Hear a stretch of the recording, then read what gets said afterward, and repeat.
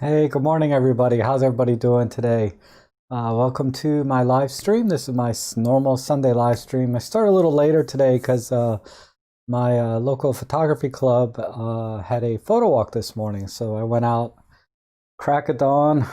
My goodness. But I woke up at like, kind of overshot it. I woke up at like 4 in the morning to go to a 6:30 a.m. Photo walk, and I was still late.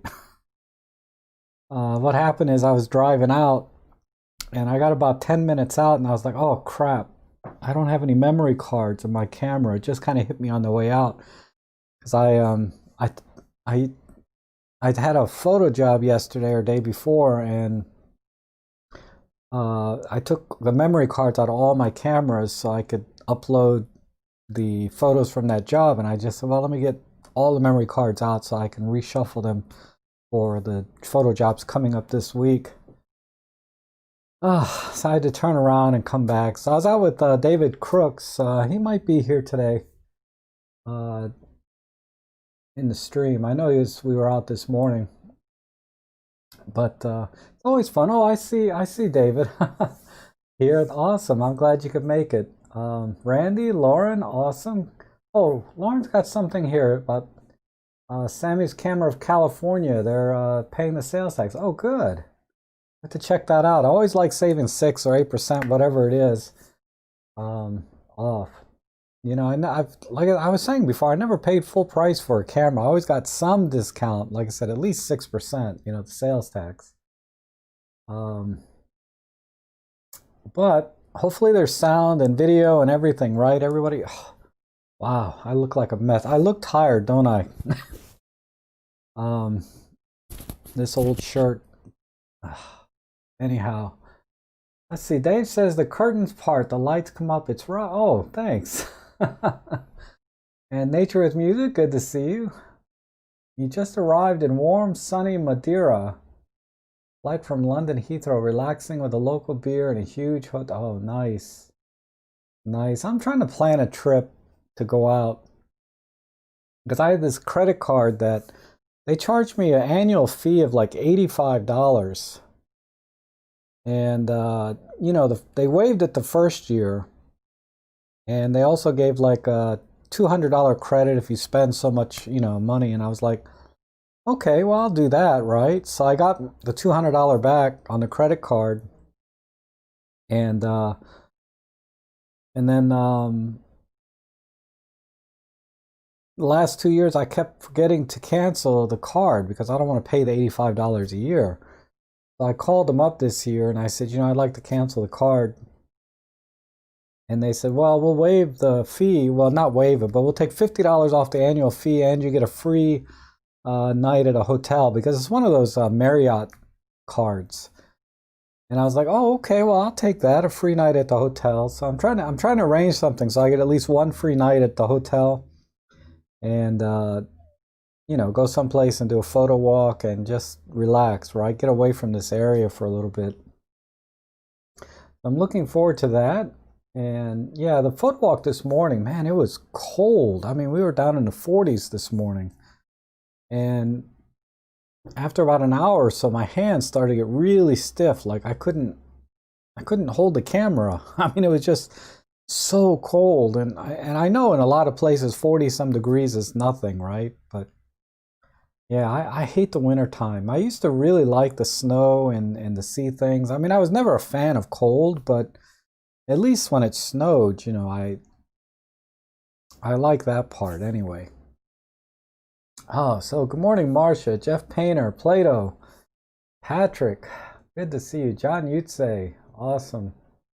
And Oaken761. Oh, that's a new username I haven't seen before.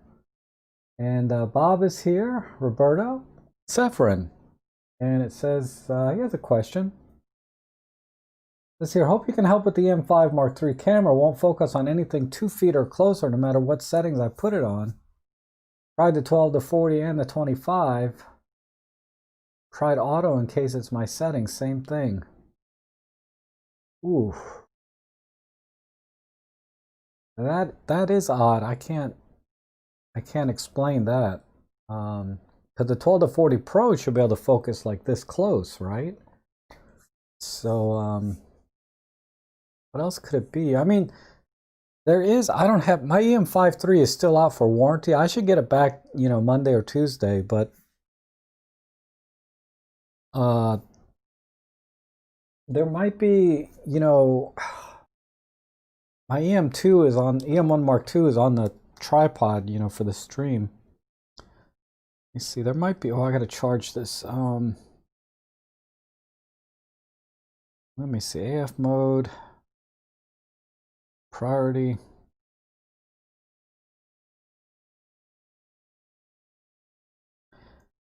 In the EM1 Mark III, and I'm sure the EM1 Mark II, there's an AF limiter in the autofocus menu that you can set. Check that. Make sure that's turned off. That's the only thing I can think of. I can't think of anything else that might be the issue. I'm not sure if the EM1 Mark II and the EM5 Mark III have that function, but it's definitely on the EM1 Mark III. It's called the AF limiter. That's the only thing I can think of. Other than that, you might have to send it in for warranty. Oh, let's see. Lawrence here, Bob, Dave. It was 80 degrees last week. Yeah, it was nice last week. I've noticed my air conditioning bill is, because I have a little meter on my AC unit.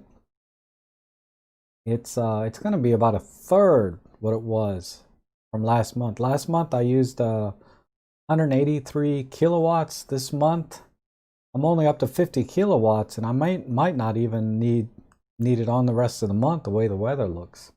I gotta put this in the charger real quick. So I have a stream right after this one.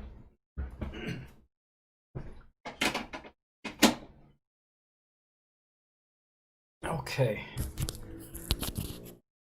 Of course, now somebody's gonna ask me a question on the EM1 Mark III, right? And then it has no battery. Okay, let's see. And oh, Des is here. Awesome. Yeah, a full reset of the camera is kind of my go-to, right? For any problems I have. It fixes things. It's like rebooting Windows, right? Turning it off and on again kind of thing. Oh, you like the background, Dave? Yeah, this is from a Doctor Who episode. I think The Hand of Fear with Alderaan. I think that was his name. Or her name. Alderaan. This was the nuclear power center that Eldrad. Sorry, it was Eldrad. That Eldrad drained all the nuclear energy out of the core. Rob, you are a genius. Thanks. Why? What did I do? That was it. Thanks. Oh, you asked a question about the autofocus. See, my short-term memory is just not all that great. Was that even you? I thought it was someone else that asked me that. Oh, it was you, Saffron. Okay, yeah. Yeah, sometimes I can answer a question, right? And oh, Arthur, you love Doctor Who, huh? Yeah, me too. I like them all. I haven't watched the first Doctor that much. The guy with the old guy with the gray hair. And most of the episodes, if not all, were in black and white. And you saw the early costumes of the Cybermen and things like that. But I'd like to see yeah, I'd like to see some new, that they got that woman doctor now, right? Yes, I don't know when that season's going to come out. I haven't even watched the whole thing of the last season yet. It needs to come on Amazon or Netflix or something so I can watch it, because I don't have BBC America on my at home. I don't have cable. There's a goat standing. Yeah, I hope the goat's okay. Yeah, Bob Pertwee. Yeah, he was kind of the James Bond of all the doctors, right? he was always doing car chases, and he had that neat little car that would fly. And he had all the karate moves and would get in the fights. Yeah, John Pertwee was awesome. And then Tom Baker was always getting caught, then had to go to court and argue his way out. You know, that guy.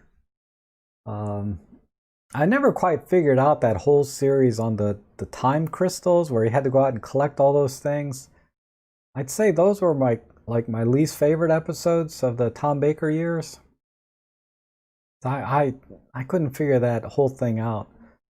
I'll have to watch them again and see. There's a channel on plutotv.com, or it might be pluto.tv. Anyway, they have a 24/7 Doctor Who channel. So I have to catch it when that cycle comes back around.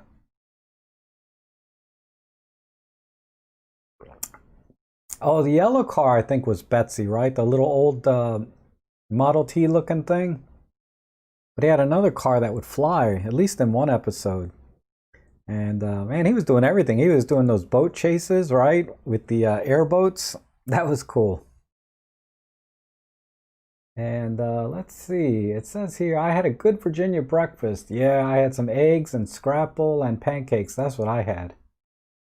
I never had fried scrapple before. That was good. The Key of Time. Yeah, thank you, Roberto. I just haven't followed that. I mean, I'll catch it somewhere in the middle where they pick up one of the crystals, and I just couldn't make sense of. I have to watch it from start to finish. And Mike says, last week I bought the K&F ND filters you mentioned, the one that goes to ND2 to 32, but that seems low. I'm thinking of exchanging it for an 8 to 128. Probably also needs more, right? I would say if you're going to go that dark, I'd probably get just a single 10-stop ND filter and put it in front of the 2 to 32. You know, stack them. I've done that before. I stacked my 10-stop ND filter with my, 5-stop ND filter. Because the 10-stop is handy. Just a single 10-stop. It has the cleanest image quality because you're not going through two pieces of glass. You're going through one. And it's only like $30 instead of spending another $50 or $60. Might think about that instead of buying an ND filter a variable ND filter that dark. Doctor Who is James Bond. Huh. Yeah, John Pertwee was kind of James Bond. Tom Baker was kind of the comedian and lawyer at the same time, always arguing his way out. Oh, thank you, Mike. Yeah, the K&F brand. I bought the same one. I'll show you the one I bought that was really good. Let me see.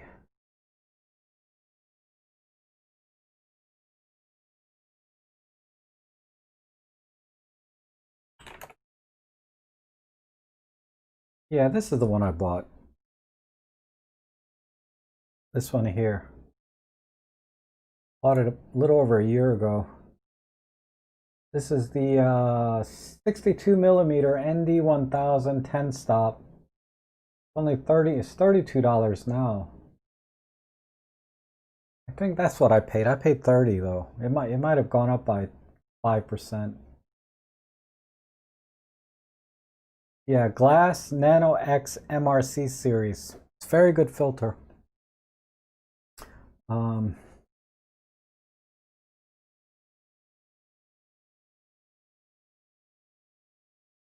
Oops, why is this not?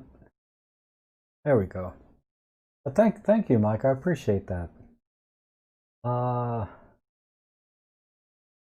Isn't Dr. Tedros Doctor Who? I don't know. I don't know who Dr. Tedros is. And then Dave says, stacking filters like that, does it affect image quality? Yeah, I mean it can. But generally speaking, I was stacking the filters, I think because I was trying to do very long exposure infrared. Was it? No. No, I was doing very long exposures, and I don't know. Yeah, the image quality, I didn't really notice. Let me let me look at my Lightroom catalog real quick.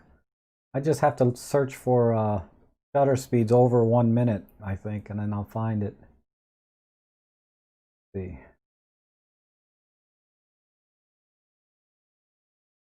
I'll pull that up. If I go here, change this to shutter speed.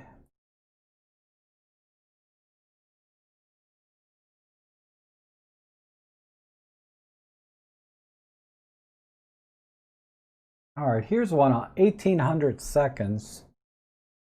But I don't think I use an ND filter there. 900 seconds. These are just like test shots. Here's one. 480 seconds. So what's that?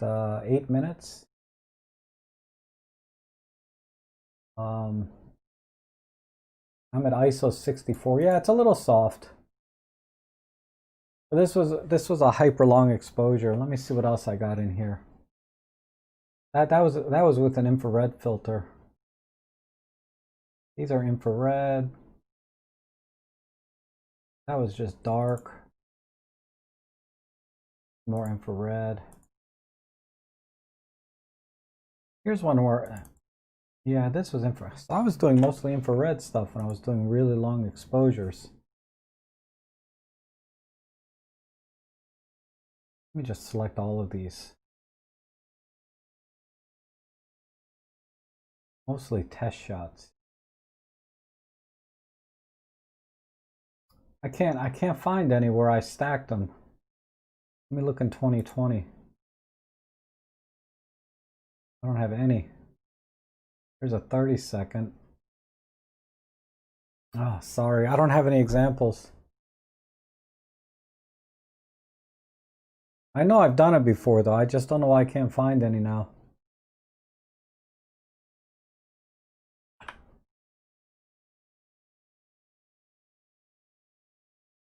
Maybe I'll do a vlog or something where I do that. 180 seconds is 3 minutes, right? Just flash the cool Star Trek mug at you. This one. Yeah, this is from this is a replica of the mugs that were used in Undiscovered Country. Any comment on image quality of the 100 to 400? I've seen a lot of videos on the lens generally, but no real tests for sharpness. Yeah, Johannes, go to my forum. There's a user there, Casper, who posted about a dozen or so pictures that he's taken with his 100 to 400. And as far as I can tell, they look like they're straight out of camera.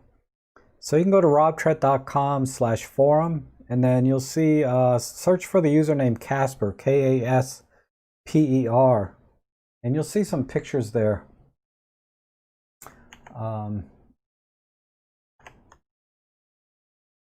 I'll just go to my forum. I'll show you one or two, and you can see the one-to-one images of those. Let me look up Casper. He's usually here in the streams, but he's been pretty diligent posting stuff.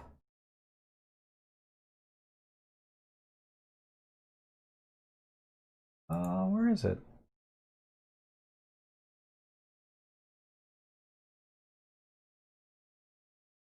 Yeah, here we go.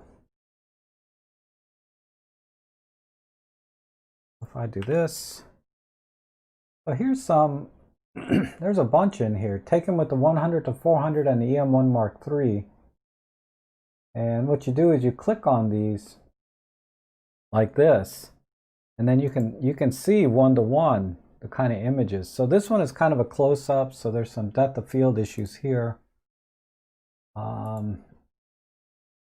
Let's look at like this one. This is more close-up stuff. But yeah, it looks really good to me. I was impressed. I mean, certainly better than Certainly better than my 75 to 300, right? I mean, that's pretty sharp. And if you download it, and you should be able to get the EXIF data out of it too to see what the ISO was and everything else and the focal length. Let's see, let me save it. I can tell you exactly like this one. Oh, that was one of my photo jobs. Hold on. Let me just do a quick save. Oh, the EXIF data's gone. Oh well. Anyhow, yeah, you can check those out, Johannes. You can look at those and see. Oh, Casper's here. Yeah, thanks again, Casper, for posting those up there. They're really good. Let's see.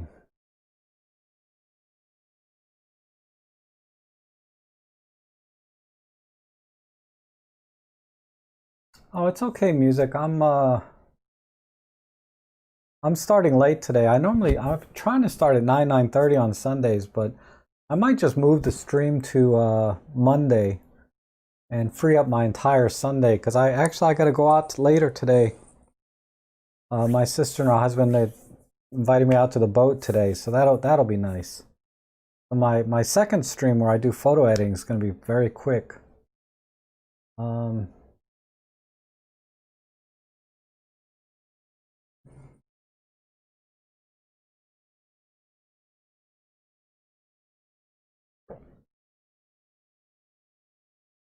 Yeah, Roberto, infrared filters are almost 10 stops all by themselves, right? And Mike says, costing me money again. Just bought 2 of the 10 stop fix for 2 of my lenses. Got to put the wallet on a drawer. Oh my goodness. You should buy step rings so you can just adapt them to any lens.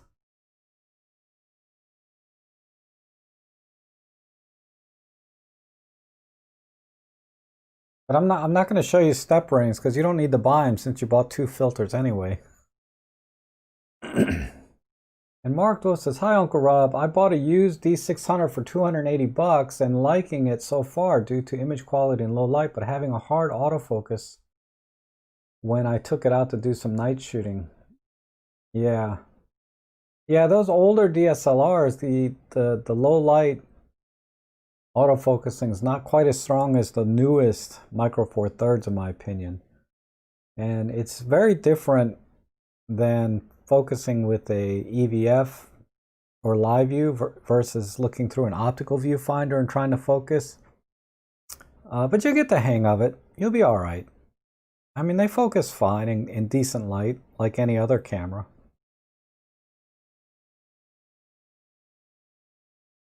Oh, Sturkis, you'd be bummed if I went Sunday to Monday? Yeah, maybe not. I mean, I like Sunday too. Normally, I'm not this busy on Sundays.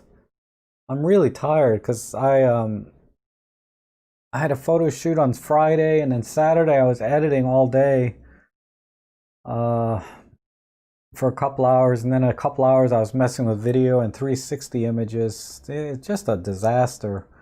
The normal photos, I did okay. Oh, you guys are still seeing mini-me here. Sorry. Let me switch back over. Here we go.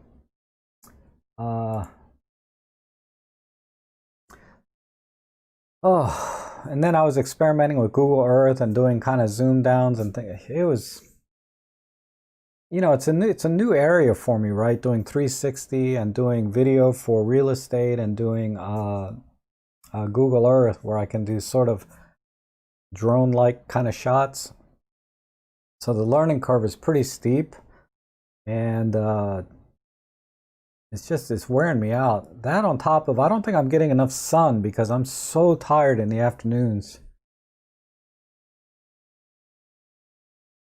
So Monday's not good either, huh? Well, okay, I'll do both maybe. I'll do Sunday and Monday. I'll just stream every day, 24/7. How's that? I wouldn't mind actually, but to stream every single day, but then I wouldn't get anything done. Thought to be fun, says same thing. It's not good either.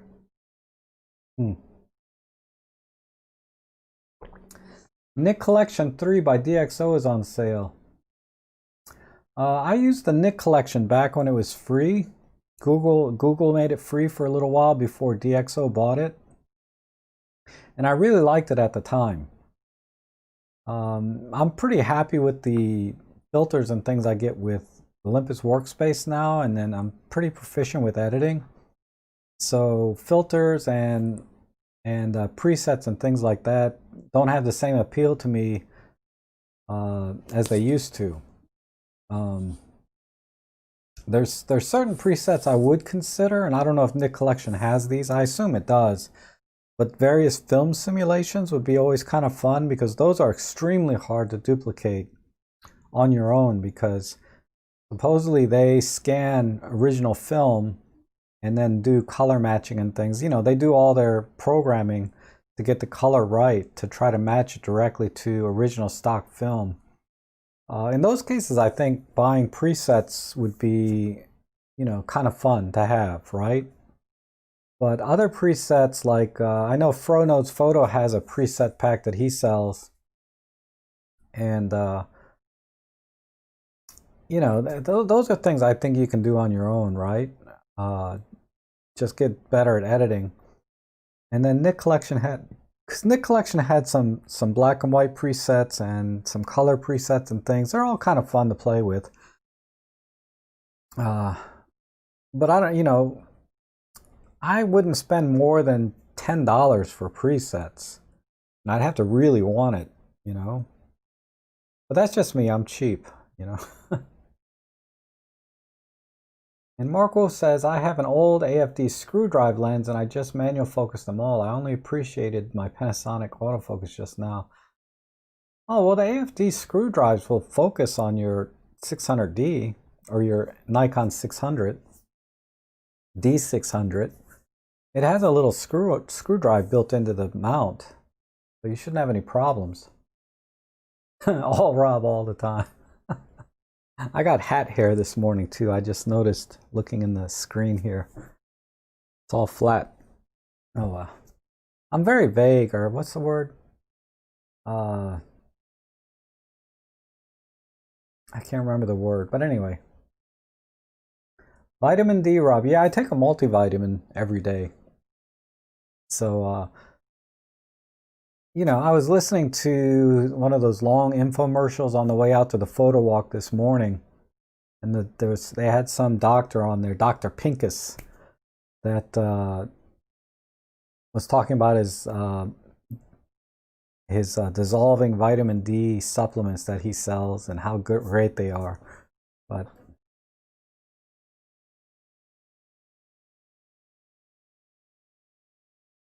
yeah, John Yusei still uses the free version of Nick. I don't know if you can see. Yeah, I don't know. I don't even have it anymore. I'm sure I have it on a hard drive that I've already retired by now, because yeah, Nick has been out for 6-7 years. 6-7 years ago is probably the last time I used it.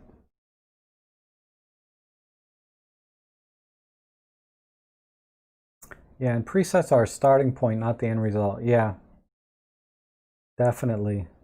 I mean, presets are fun. Like, there's a bunch of free ones you can always get. And I have some on my website for Olympus Workspace, some presets that you can download. They call them batch files in Workspace, but it's the same idea, just adjust settings. Silver Effects Pro from Nick Collection for black and white gives some very precise adjustments. Yes, I remember the Silver Effects, but I was not into black and white at all back then. It's funny now, I love black and white. I just love it. The first several years, it wasn't really until last year I think I started getting black and white. You know, like today's photo walk, I did all black and white. Let me see. I can show you the shots I took today. Where's that folder? 2020.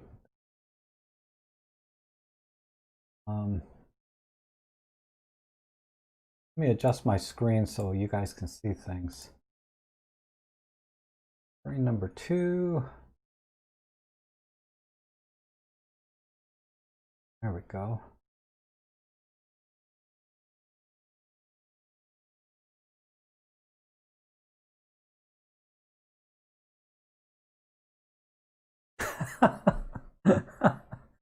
I'm very vain. That's not the word I was looking for, vain. But it does have something to do with vanity in general. I'm very self-conscious about how I look, usually. I mean, sometimes I don't care. I'm just so too tired to worry about it. Uh,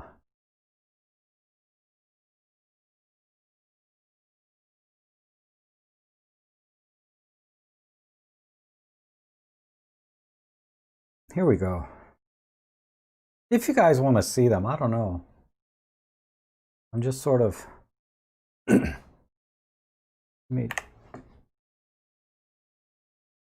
Let's see. They were.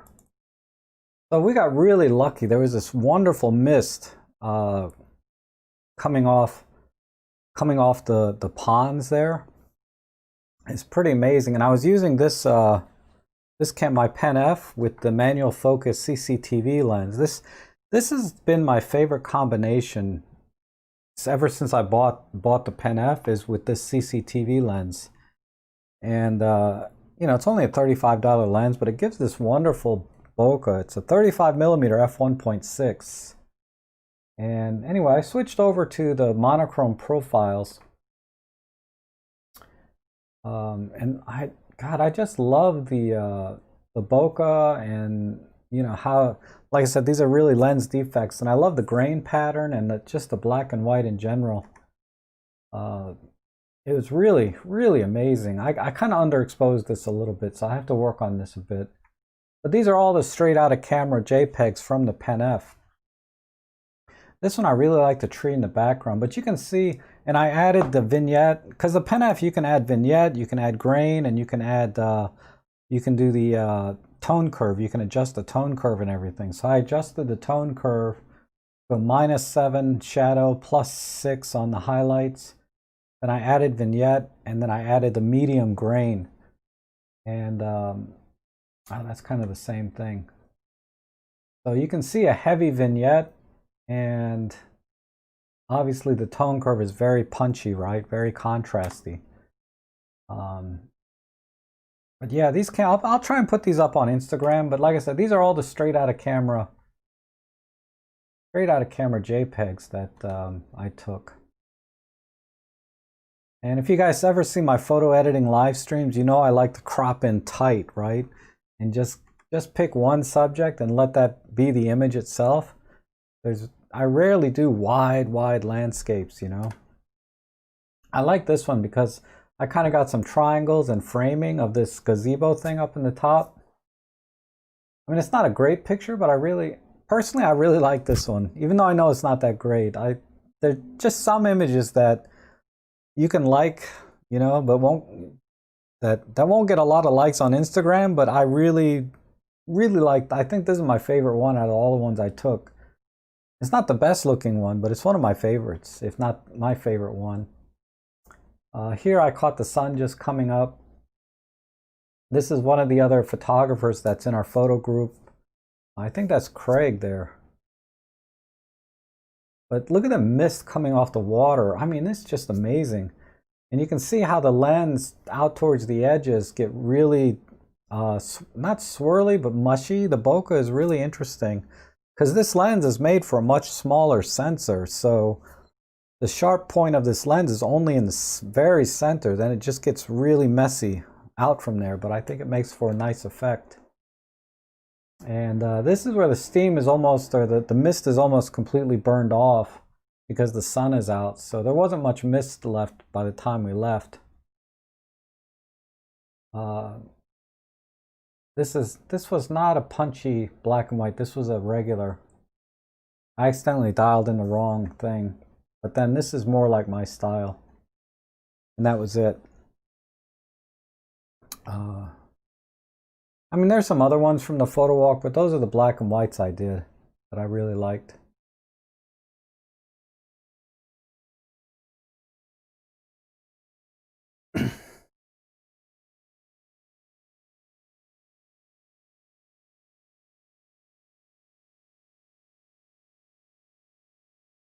Yeah, Arthur, this is the 35 millimeter CCTV lens. So I have a couple of videos on this lens. where you can see some more samples from it. I have a 25mm CCTV also, which is really gives even more swirly bokeh than that one does.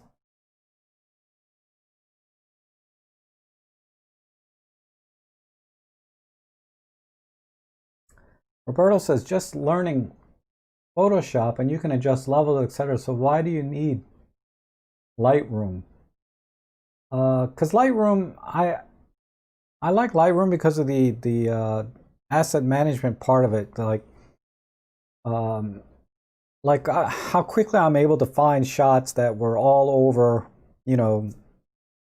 5 minutes or whatever. I can search things by aperture, by shutter speed, by ISO, by lens, by camera, by keyword. I just like that ability, the way it manages all of the photos. I hear Adobe Bridge does that too, but I've never used Adobe Bridge. That might be a better way to go. I'm not familiar with Adobe Bridge, but I'm very familiar with Lightroom and the data asset management or photo management part of it. That's why I use it mainly.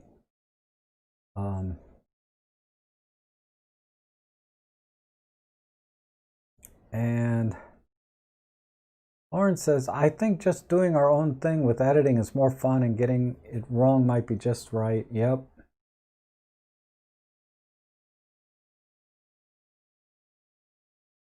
Looks Lord of the Ring-ish, foggy weather. Very nice, yep. Does the Pen F have good AF? Oh, hi Elaine, how are you? Good to see you. Yeah, the Pen F has good AF. It's not as snappy as any of my other Olympus cameras. In fact, it's the worst one of all the modern Olympus cameras I have, but it's not a big difference, right? Like, you'd have to really have two of them side by side and then play with them, and then you'll see the difference. But if you're just out shooting with the Pen F, you're not going to notice that it's any slower than any other camera. That said, all the photos here were all manual focus. This was a manual focus lens, so I used the focus peaking in the camera to manually focus.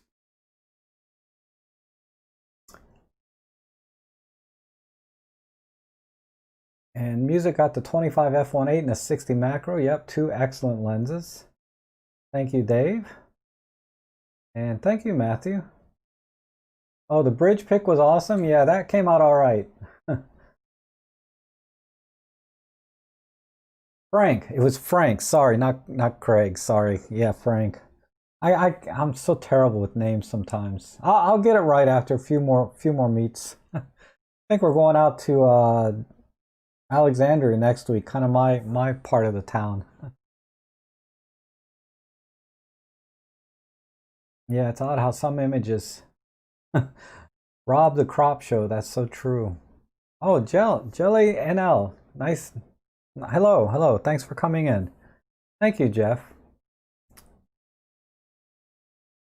And Photoscape X. Yeah, Lauren and I are big fans of Photoscape X. I mean, I think it's a great free photo editing software.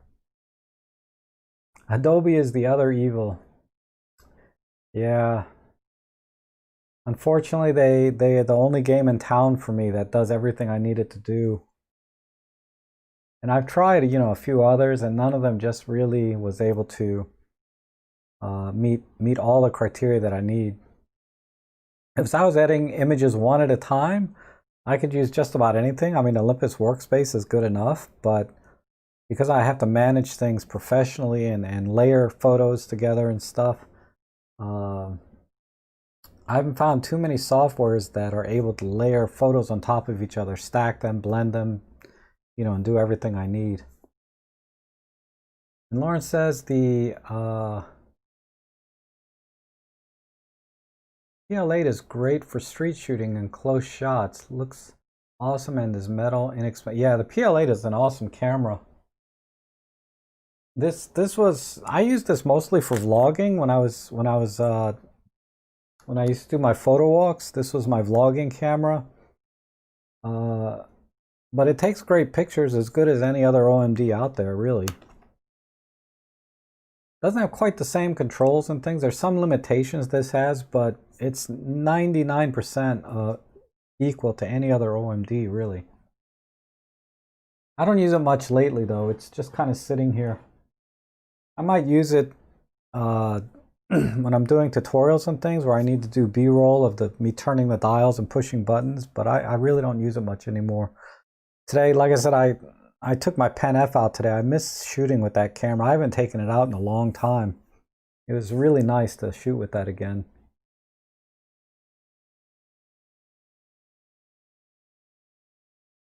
Nah, Sefrin says there's a ton of loners in Florida. Really? In Orlando? That's hard to believe. Check out meetup.com. I'm sure you'll find a bunch if you look, or start your own. I mean, I'm pretty much a loner when I go out and photograph, but when my problem is if I don't plan on going out to shoot, I don't shoot. I never get out, so it's really a great way to get out and just shoot and just hang out with some other like-minded individuals and talk about photography or whatever. uh it's something that I enjoy. And I'm really happy David reached out to me, uh come join. I'm so happy. I'm so happy I did and that he did. Because people ask me, do I do photo walks or what, maybe start a photography club, and I'm like, there's so many good clubs already out there.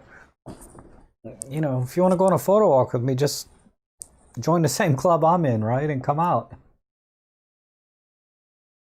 It's a lot of work. I really have to give Dave a lot of credit. He's been doing it for about 6 years now, and it's not an easy thing to organize, to keep organized a photo club like that. And he has guest speakers that come on. He had one yesterday talking, I think he said about macro. I wasn't able to join that one, but sorry, I have to keep an eye on my phone.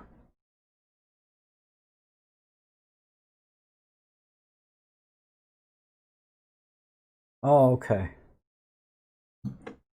Sorry. Anyhow, it's not my mom this time. My mom has really been good about not interrupting my live streams.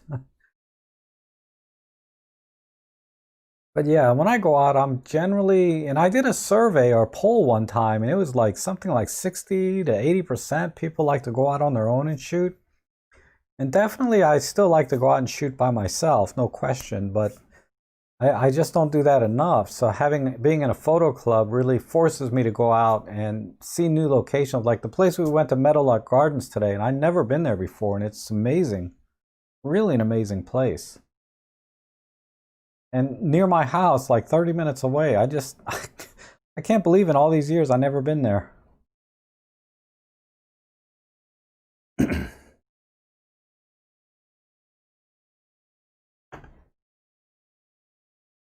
And Marco said, what's great about M43 is it's light enough to be brought everywhere. So everywhere you can go is, yes. Definitely, I bring my camera with me everywhere. And Gel says, think of buying the 40 to 150 Pro and the MC teleconverter. Got the 12 to 40 Pro and it's really good. Is the 40 to 150 also good? I always use the MC20 for reach birds, or should I get the 300 f4? If you need the zoom, I'm sorry, if you need 300 millimeters, forget about doing 40 to 150 and a MC20. A 300 f4 is going to be much better because it gives you a full stop more. Because when you put the teleconverter on the 40 to 150, you go from f2.8 to f5.6. And that's a full stop slower than a 300 f4. And that makes a big difference, particularly when you're shooting birds, because you need fast shutter speeds, you need low ISO. And I would say some would argue that the 300 f4 is sharper than the 40 to 150, if that's even possible, because the 40 to 150 is amazing. Now, granted, the 300 is sort of a single-purpose, one-trick pony lens. You're only going to use it for one thing, and that's for super telephoto shots. But I think for birding, that would be the superior choice. That said, if you need sort of a multi-purpose lens, then the teleconverter in the 40 to 150 is by far more versatile. And you can use it for a lot more things than you'd ever would with a 300 f4. I don't have either lens because they're so expensive, but definitely I would recommend a 300 f4 for birding, especially smaller birds. They're always twitching and moving, right? So you have to have a fast shutter speed, like 1/2000th of a second, to get them tack sharp. And if you're at f4, you'll be able to keep your shutter speed up without raising the ISO.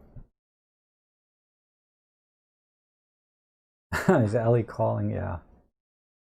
Ellie chased a groundhog yesterday. Well, day before yesterday.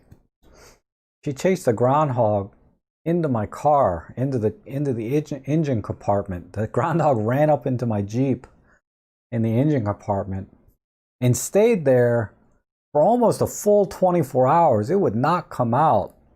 So the next day, meaning yesterday, I opened the hood and I saw the poor guy sitting in the engine compartment right next to the muffler, and just wouldn't come out. So I brought Ellie in, locked her in the house for a few hours, and left the hood open on the Jeep, and eventually came out.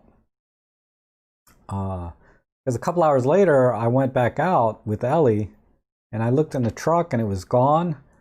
But that stupid groundhog, I looked around the yard. I assumed that it took off, right? But that stupid groundhog went and hid under the barbecue thing. It didn't take Ellie more than 30 seconds to find it, because right after I looked in the Jeep and she looked in the Jeep, and I guess she couldn't smell it anymore. She started looking for that groundhog, and she found it like in 30 seconds.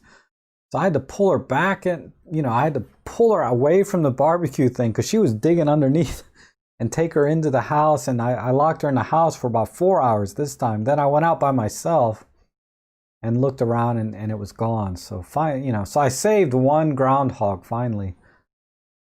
And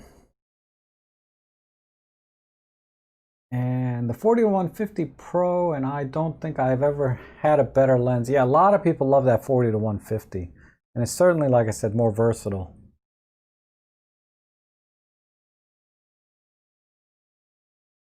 And the M1X for birding. So the M1X is supposed to come out with another firmware for bird. Excuse me. Wow. I mean, I hear people use the airplane mode for birding, and that works just as well, I guess, for birds in flight. They use the airplane autofocus, but that's just a camera I don't have either. Just so expensive.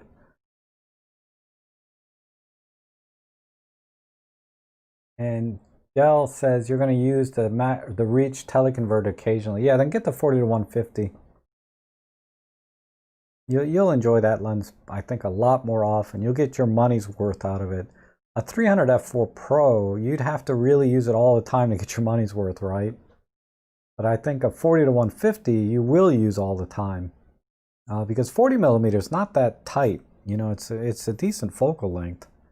You can use it for a lot of regular stuff, and then going to 150, and then occasionally, yeah, that makes sense. I think that's money better spent.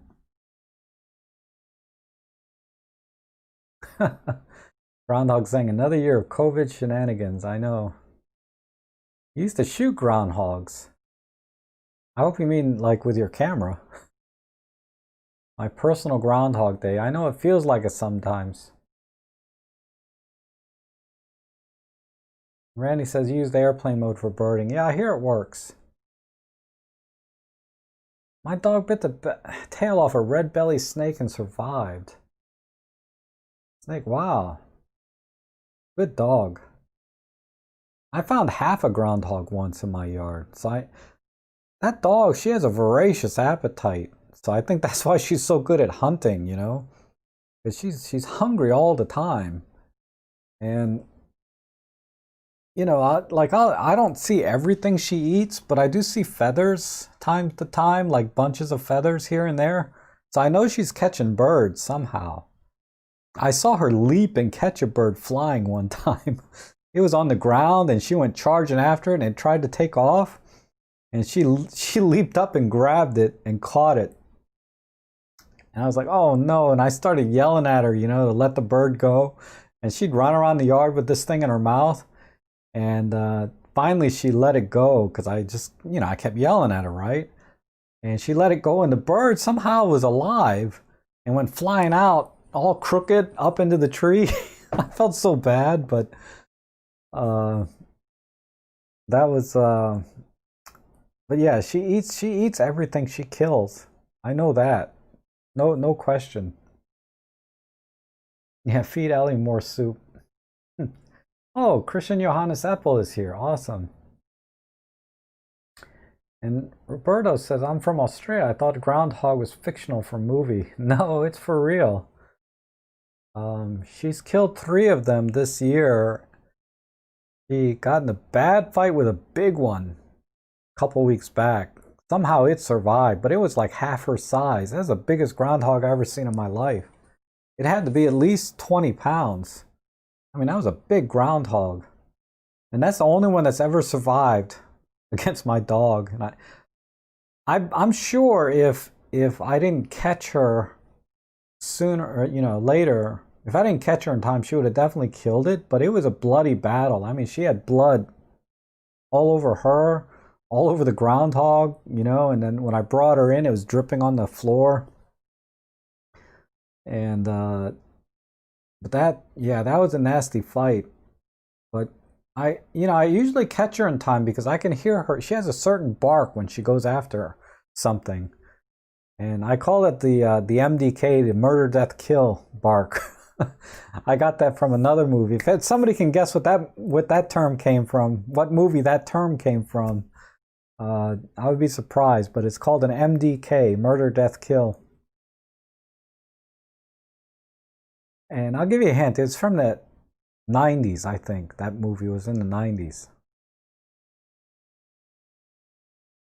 Did Ellie scare the goat? Not really, because she was in the house on the porch, and she was barking at it from the porch, which is enclosed. And the goat was not scared at all, because, the animals know when the other animal's caged in that they can't get out. But that's my problem, is I can't leave Ellie out more than a couple hours at a time, because I feel like she's going to figure a way to get out of the yard. Then I'll be in real trouble. Tony B with the Demolition Man. Oh my goodness. I'm impressed. I am honestly impressed. Yep. Stallone, Demo Man. Sawtooth Fun got it too. And Elaine remembers it. Yep. No, not Kill Bill. Definitely got Demolition Man. One of the greatest movies ever. I really liked all the Stallone movies from back in the day.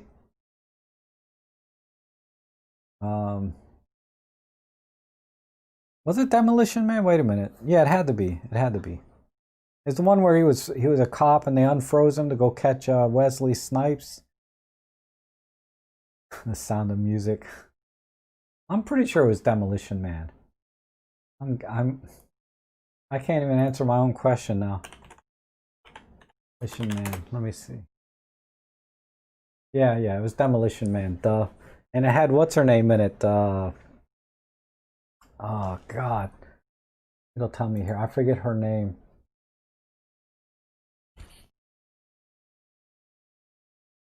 Sandra Bullock was in it.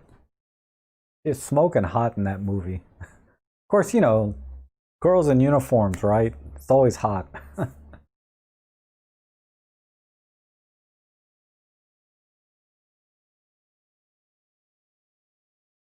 Aren't they just beavers? No, groundhogs are not beavers. I think because beavers have that wide, flat tail, right? And groundhogs just have a fluffy tail like a squirrel. So I think they're more like squirrels than they are beavers, just big. They're about the same size as a beaver. Blow this guy away. Yep. Elaine. Don't know about girls in uniforms, huh? Yeah. Police uniforms, nurse uniforms, any uniform. I don't know what it is. Same thing with men, right? You see a man in uniform, Navy, police, whatever. Rodents, yeah, they're all rodents, that's for sure. Lauren saying, is MFT camera new camera designs, Mark, are going to be almost exclusively video-centric cameras by next year? Oh, I hope not. I hope not. I think the rumor is that a Pen F2 is coming. There's another Olympus camera coming, according to the rumors, and someone said it might have been a Pen F2, and it makes sense. I mean, if I had to guess, it would be another Pen F because they've already done the PL10 last year. They have the EM1 Mark III, the EM5 Mark III. Those all came out. What's left is a pen camera, and the pen PL, just one came out last year, the PL10. I don't think they're going to release another PL like 11. And then the only other thing left is like the TG6, right? They might come out with the TG7, but the TG6 came out last year too, I think. So the only camera that's really kind of due is a Pen F2, even though they never said they would make a Pen F2. In fact, they said they're probably not going to make a Pen F2. They didn't intend on making a Pen F2, but what else could it be?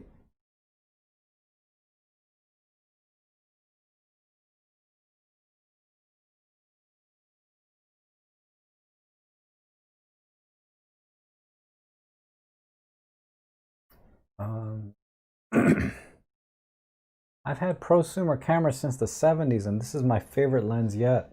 Yeah. Yeah, the 40 to 150.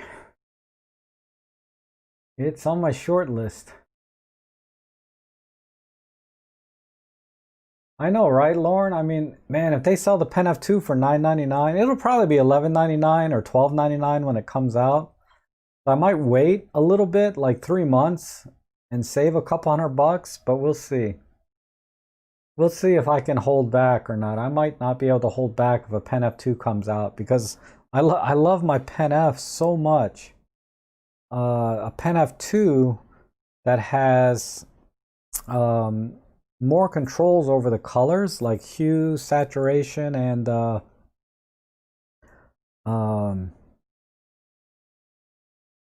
what is it? Hue and saturation is a third, and luminance, right?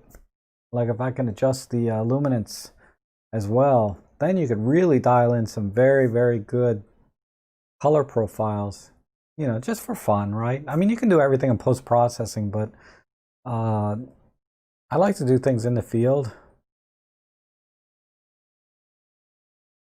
Yeah, I'm always looking for another camera. I just enjoy them.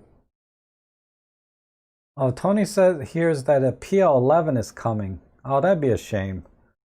I mean, honestly, I think the PL8 was the last great PL camera. The PL9 and the PL10s, I didn't see the point of those. You know, they added 4K, but that's really it. I think, you know, the PL8 had the multi-connector on the back so you could add a mic jack, which is why I used it as my vlogging camera.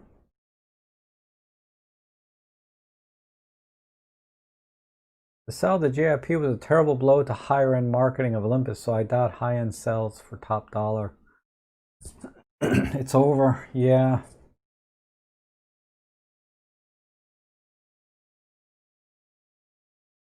Yeah, I'm a little disappointed by the recent interview I saw from JIP. They didn't really talk about photography cameras at all, right? They talked about security cameras and video cameras. And photography seems to be kind of, you know, didn't even come up. Yeah, I don't think they're going to do it either, Plato. And Jill's asking, has anyone here had the experience that people say MFT cameras are inferior and you can take good photos? And you can't take good photos. I had that experience with a couple that used A7S walking in the Dutch dunes. Honestly, you know, people that say you can't take a good picture with whatever camera, they don't know what they're talking about. Really, the higher your photography skill set, the less the gear matters, right? So don't, you know, as soon as I hear someone say, you know, you can't take good pictures with that camera, you know, then I know that they don't have the experience or the skill set to take good pictures with a camera. they're relying on the camera tech too much and not relying on their own skill set.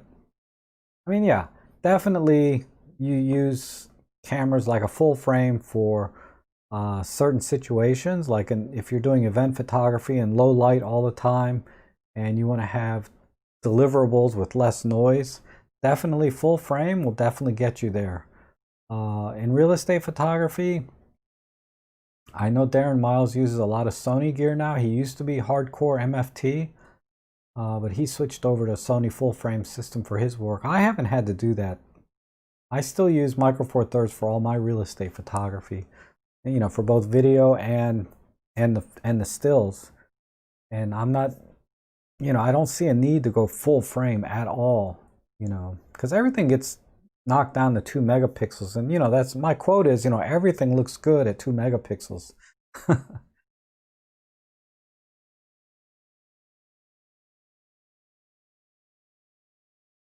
I would say basic cameras will take photos, yes.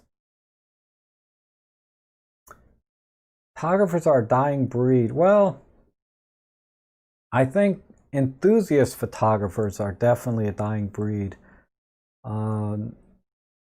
There's still plenty of photographers, right? Because everybody's using their cell phones. So if anything, I think the argument can be made there's more photographers now than ever. But those of us that really enjoy the photography, as a hobby and as an enthusiast, that definitely is a dying breed, because I don't know, I think, the younger generation, they rely too much on ease of use, right? And cell phones make things so easy, right? You just push a button and it takes a picture, and they expect the camera to do all the work for them. So in that sense, it's fine because, like I said, there's more photographers and more people getting into photography, I think, because of cell phones. But the enthusiasts, where we like to, adapt, these funky lenses or play with the colors and really, really develop our skill set with lighting and flash and all those things that make photography fun. Those, yeah, definitely, I feel like there's definitely fewer of us. Cell phones are not cameras. They're selfie machines. That's true. I mean, if you're just doing selfies, can you call yourself a photographer? I don't know. That's a valid point. But I'll never forget the time I went to the camera store and a lady just bought the Sony a7 III with the 28-70. She spent like $3,000 altogether. And she was returning it because she felt like, she was just taking just as good of pictures with her cell phone, and it wasn't bulky. She didn't like the bulkiness of carrying around the camera. So I don't think even a Micro Four Thirds camera would have suited her. She just didn't like that carrying a camera with her. She was very content with her phone. But she was a photographer in the sense that she liked to take pictures other than just selfies, but she didn't like the idea of carrying a camera around. And she did she did her due diligence. She did all the research to find out what was the highest rated, best camera, all her, Sony gets a lot of hype, right? And I'm not saying they don't deserve it. I'm just saying they get a lot of hype and marketing. So she bought that camera and ended up not liking it, not fitting her lifestyle. She wanted to just use her cell phone to take pictures.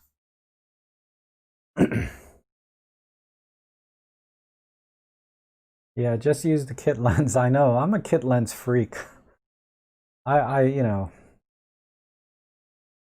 I'm an enthusiast, but I'm not like a pixel peeper anymore so much where I gotta have the sharpest image. I mean, you saw the images I took today. Most of them were out of focus. But uh, there's certainly, if I was more into birding, shooting bird photography where I need fine detail of the little feathers and everything, I would definitely search for a perfect lens that's tack sharp. But you're not birding with a kit lens, right? So kit lens, I think for 99% of things is going to be fine. I even use my kit lens professionally, right? Because everything is downsized to 2 megapixels anyway when I deliver them to the client. So even a kit lens is fine.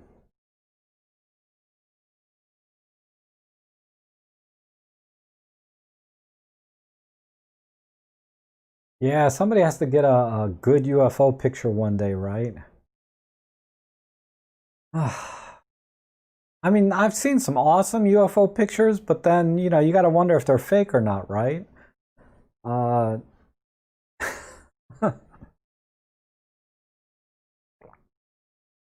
I was watching something where a guy was bragging about it was a few years old, this video. I mean, it was maybe 5 years old, but he was using a full HD camera with a super long lens.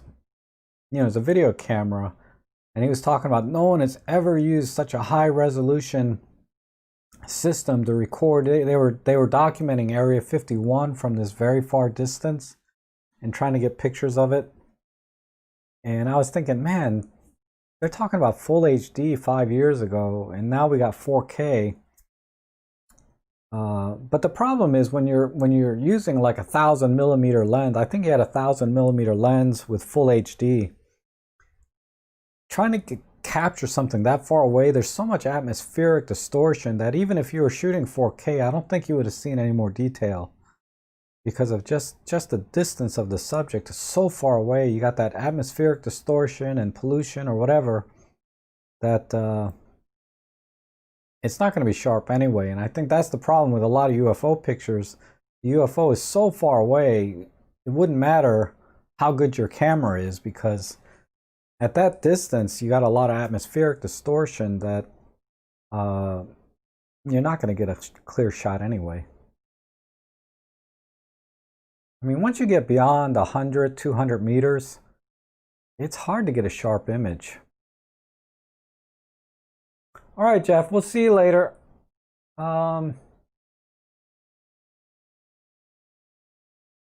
Andreas kit lens was a 17 f1.8. Yeah, that's an excellent lens. As far as primes go, that's my favorite prime lens.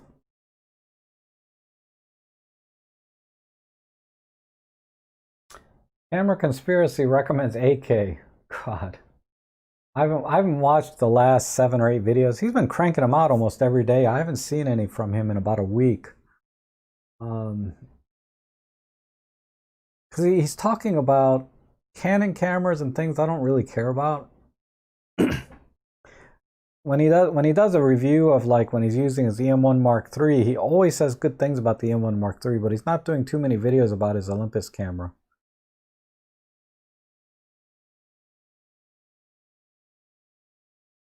Yeah, and keep the horizons level, definitely. Oh man, I was so stressed today because I haven't used the PenF in so long.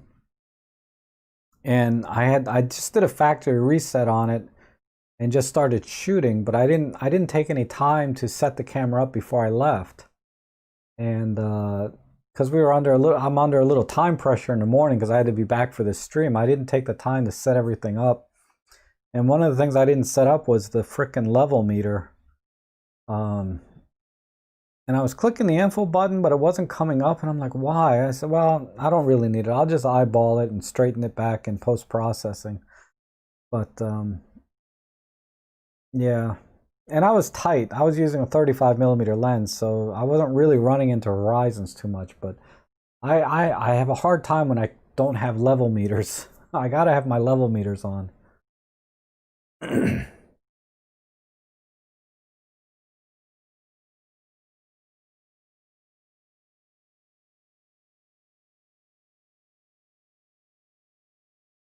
Yeah, every camera has its place in photography. Definitely. Like I said, I might skip full frame altogether. I don't know, but that Panasonic S5 kind of piqued my interest a little bit. I'm kind of interested in that camera. I don't know if I want to spend 2,300 bucks, you know, because you got to get the 12 to 60 lens with it or whatever lens that is that comes with it. I forget. Was it a 20 to 60 or something? And that's a really good range for me too. I like the 20 millimeter full frame. Oh, 15 minutes, Bob? Is it? All right. Yeah, I definitely need to get that one started on time. But what Bob is referring to is I always do two streams, right? I do this one and then I do another stream where we do photo editing. And, we just go in and edit the photos using Olympus Workspace or maybe Lightroom time to time. And I always put my photo out there that you guys can edit, one of mine. I tried to find something kind of fun this time. So I got a Volkswagen Beetle with a boat next to each other and some old chair. Just a weird scene that I ran across when I was walking at the marina.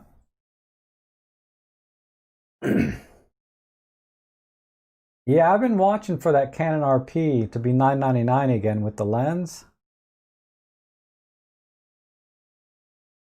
But I don't know, I think I would still just save up and get the Canon S5. I'm sorry, the Panasonic S5. Yeah, I edit the thumbnails too. And Dave says photography is morphing just as we no longer use large format cameras, DSLRs, micro four thirds. We are a dying breed. I give us 10 years before we are extremists. I hope not. Hopefully photography will make a little bit of a resurgence, just like film has for some reason. People like shooting film again. And maybe cameras will make a comeback, like full-on cameras, because at some point, cell phones are only going to get so good before they get, because of the physical size of them, they'll never be as good as a regular camera. And hopefully we'll see a resurgence in the hobby and enthusiast. They'll always be the pro work because you'll never be able to do what you can on a cell phone, what you can do with a regular, real camera. But I hope through channels like mine and all the other channels that we have on YouTube for photography, stay on and keep the dream alive, right?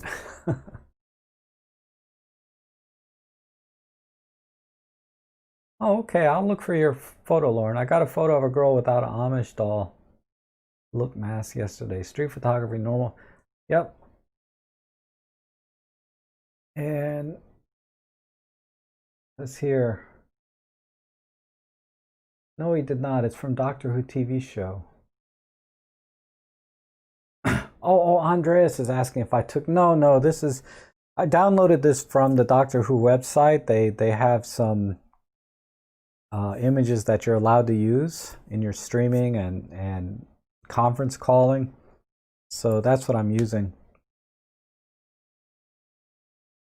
So if you go, I forget the name of the site, but it's Doctor Who. It's an official Doctor Who site, and they have a bunch of backgrounds that you can download and use for your streaming or Zoom calls or conference calls, things like that. And this is one of my favorite backgrounds. I just like the very nostalgic look to it from the 60s, right?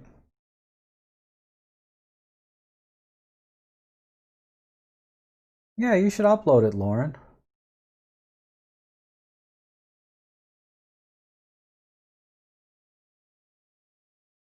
But yeah, the Doctor Who, they have a bunch. Um,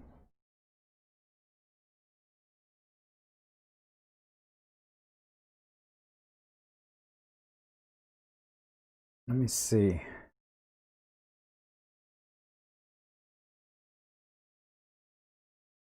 I got all of these from their site. And then there's a few others in here. I found some Star Wars one. I like this one. This is a, let me go back to, I like this one too. This one is Asgard from the Marvel movies. I'm a big fan of Thor. I read Thor comic books when I was a kid. It's my favorite comic book was Thor.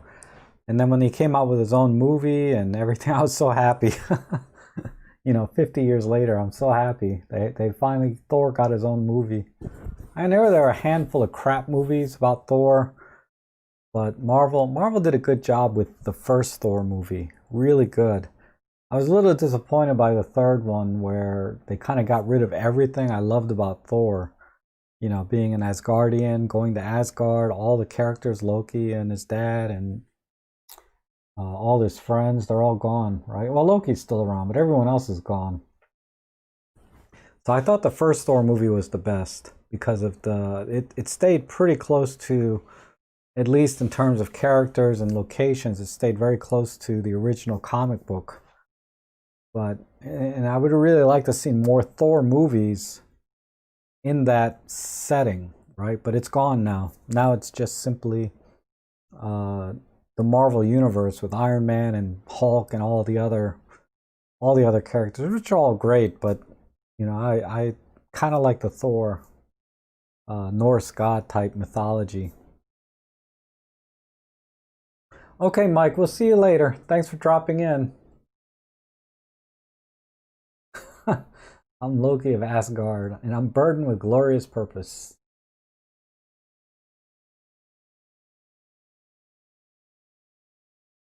Yeah, it's hard to get people without masks, right, Sephron? But yeah, I need to get ready for my next stream, so let me move on. What's, yeah, to the pink pill. What is that? Well, anyway, I need to get ready for my next stream because I have to, I have a lot on my plate today, socially. I had the photo walk this morning, then after the streams today, I have to go out to the boat.